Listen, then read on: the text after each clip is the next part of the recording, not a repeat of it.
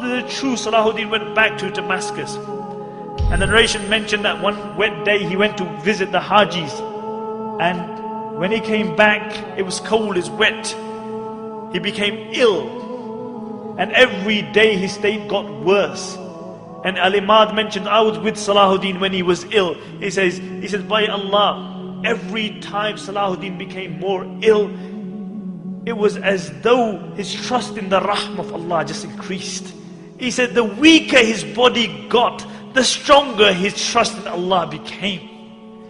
And even in that state, Salahuddin couldn't go to the masjid anymore. But he insisted on praying Salah with Jama'ah. And they would bring an Imam, they would help him up, and he would pray Salah in Jama'ah. On the 9th day, Salahuddin became unconscious. And Shaykh Jafar mentions that I was reciting the Quran by his bed. And when I reached the verses, Wallahu la ilaha illahu, alimul ghaybi wa shahada. He is Allah and no Lord besides Him, the knower of the unseen. He says Salahuddin had been unconscious for a while, and I heard a faint voice saying, Sahih, you have spoken the truth. And he mentioned, for 3 days I recited the Quran by the bed of Salahuddin.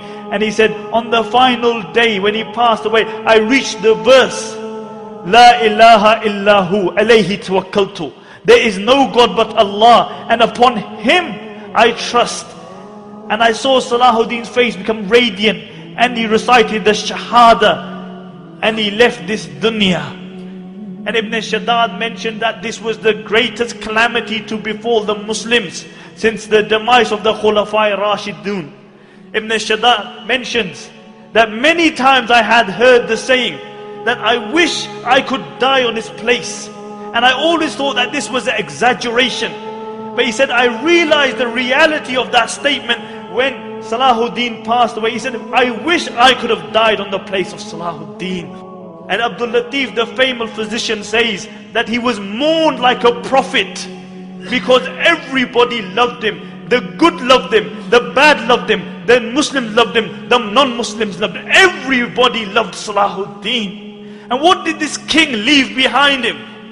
King of Egypt, king of Syria, Lebanon, Yemen. What did he leave behind him?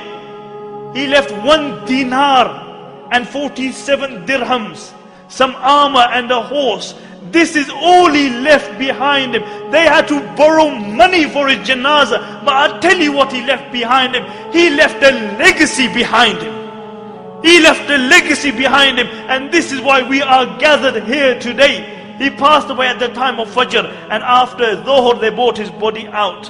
And the narrations mention that people screamed and cried as though the whole dunya had just become one place.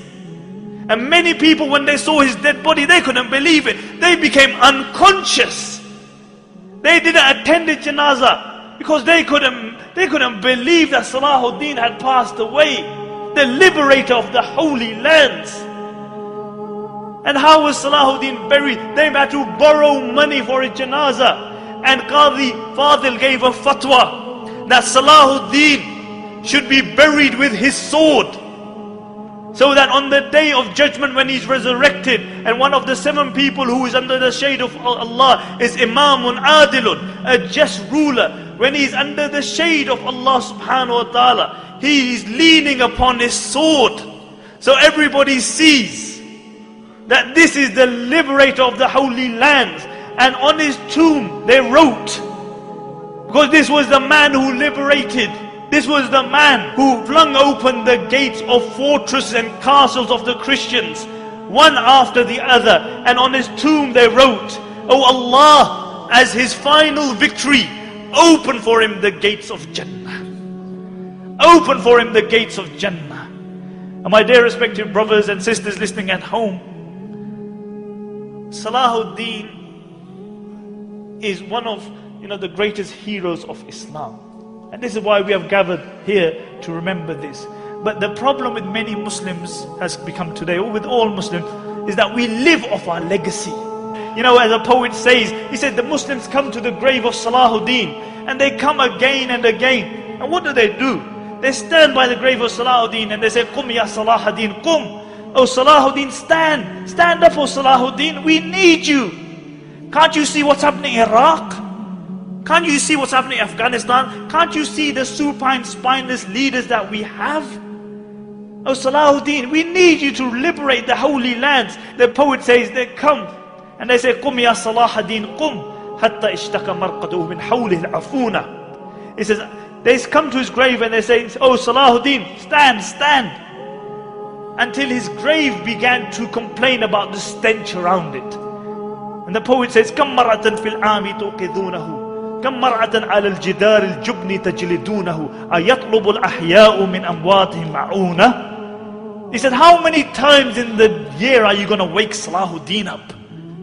He said, how many times are you going to whip Salahuddin for your own cowardice?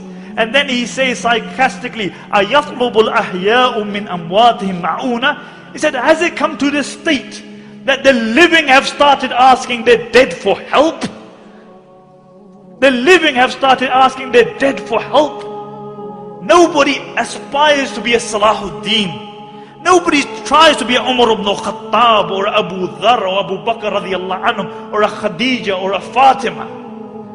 Nobody aspires to be like them. We live off our legacy. You know, we remember these people, but none of us aspire to be like them. We can't be cowardice because we believe in a hereafter. You can't celebrate the life of Salahuddin and Umar ibn Khattab and then be cowardice yourself.